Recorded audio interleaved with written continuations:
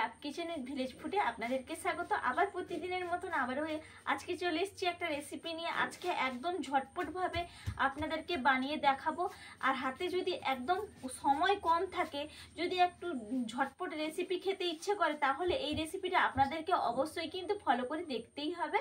আপনারা দেখতেই থাকুন কি করে আমি রেসিপিটা বানাবো, অবশ্যই আপনারা ফুল ওয়াচ করে দেখবেন। আর একদম হাতে সময় কম থাকলে কিন্তু এই রেসিপিটা, এই স্ন্যাক্সের রেসিপিটা অবশ্যই বানিয়ে ফেলবেন। খেতেও যেরকম সুন্দর লাগে আর করতেও কিন্তু একদম হাতে সময় কম।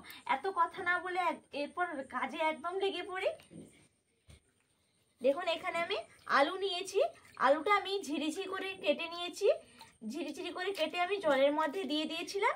এরপর আমি জল থেকে তুলে একটা পাত্রের মধ্যে আমি নিয়ে নিচ্ছি।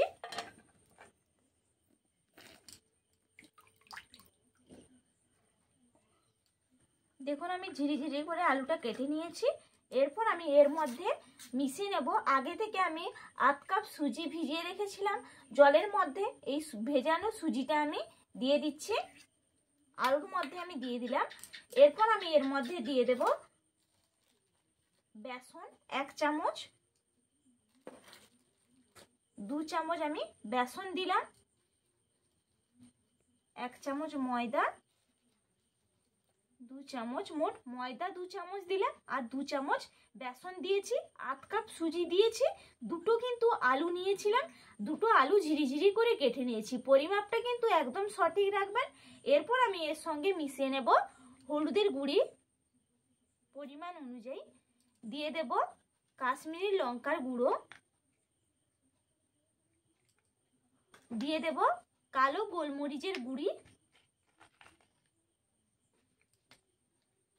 দিয়ে দেব জিরে গুঁড়ি,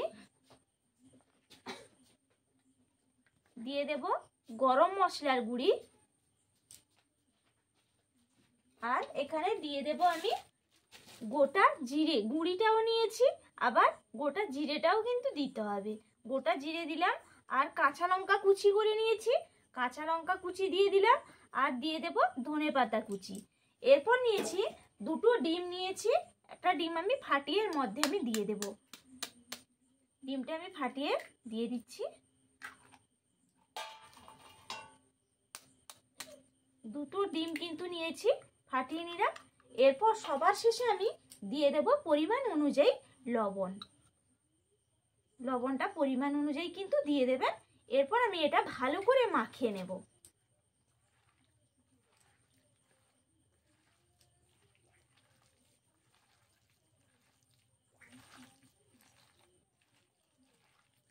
দেখুন ভালো করে আমি মাখিয়ে নিয়েছি। এইভাবে কিন্তু মাখিয়ে নিতে হবে। এতক্ষণ পর্যন্ত কিন্তু একটুও জল ব্যবহার করিনি, যেই ডিমটা দিয়ে কিন্তু পুরো মাখানো হয়ে গেছে। এইভাবে কিন্তু মাখিয়ে নেবেন। এরপর আমি কি করে এটা বানাচ্ছি আপনারা দেখতে থাকুন। এটা ধরিয়ে নিয়েছি, তাওয়া একটা বসিয়ে দিয়েছি, তাওয়াটাও গরম হয়ে গেছে। এরপর আমি তাওয়ার মধ্যে দিয়ে দিচ্ছি ঘি। ঘিটা আমি ভালো করে একটু গরম করে নেব।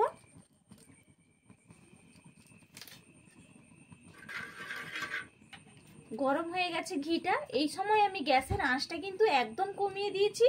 এরপর যে আমি এটা তৈরি করে রেখেছিলাম আমি কড়াইতে, তাওয়াতে আমি দিয়ে দিচ্ছি। দেখুন এইভাবে আমি তাওয়াতে দিয়ে দিলাম, দিয়ে হাতে তালু দিয়ে কিন্তু এইভাবে আমি চেপে চেপে দেব।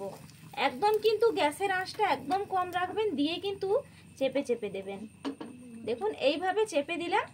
আঁচ কিন্তু একদম কম রাখতে হবে, না হলে কিন্তু হবে না, পুড়ে যাবে, কাঁচা থেকে যাবে ভেতর থেকে। এরপর আমি একটা কাঁচের ঢাকনা ঢেকে দেব। একটু আলুটাও সেদ্ধ হয়ে যাবে, একদম পারফেক্টভাবে কিন্তু দিলে তৈরি হয়ে যাবে। এরকম একটু ভাপানো হতে থাক। দেখুন এরপর আমি ঢাকনাটা খুলে নেব। প্রায় 2 মিনিট পর কিন্তু আমি গ্যাসের আঁচটা কিন্তু একদম কমিয়ে রেখেছিলাম। তারপর 2 মিনিট পর কিন্তু আমি ঢাকনাটা খুলে আমি দেখে নিচ্ছি। দেখুন কতটা সুন্দর হয়েছে, শুধু দেখে নিন। পুরো মনে হচ্ছে একদম যেন পিৎজার মতন দেখতে লাগছে, দারুণ লাগছে কিন্তু দেখতে। এরপর আমি এটা এক পিঠ কিন্তু হয়ে গেছে, ওপর দিকটাও কিন্তু লাল একটা আস্তরণ হয়ে গেছে। এরপর আমি আস্তে করে উল্টে দেব। দেখুন কতটা সুন্দর হয়েছে, এই দেখুন কি সুন্দর। পেছন দিকটাও কিন্তু দারুণ হয়েছে, দেখতে কিন্তু অসম্ভব সুন্দর লাগছে। খেতেও কিন্তু অসম্ভব সুন্দর লাগবে। আর গ্যাসের আঁচটা কিন্তু একদম কিন্তু কমিয়ে রাখবেন। আবারও আমি ঢাকা চাপা দিয়ে আবারও একটু রেখে দিচ্ছি, তাহলে অপর পিঠটাও কিন্তু একবারে হয়ে যাবে।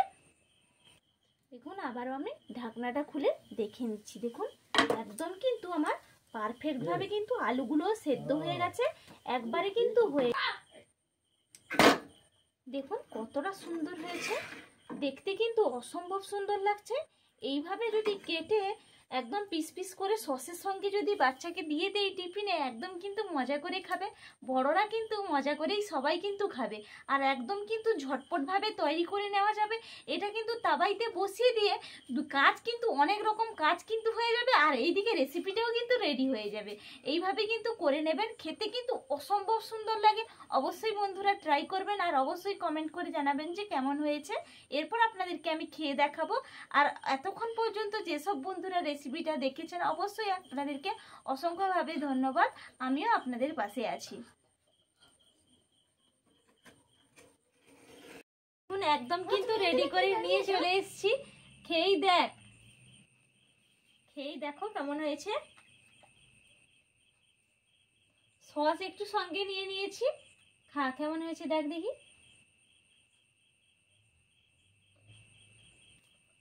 ফাটাফাটি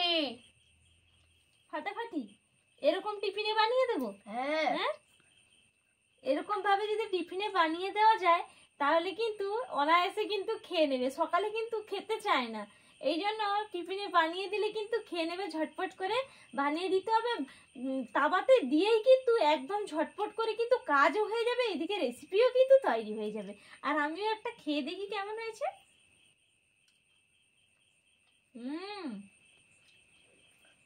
অসাধারণ,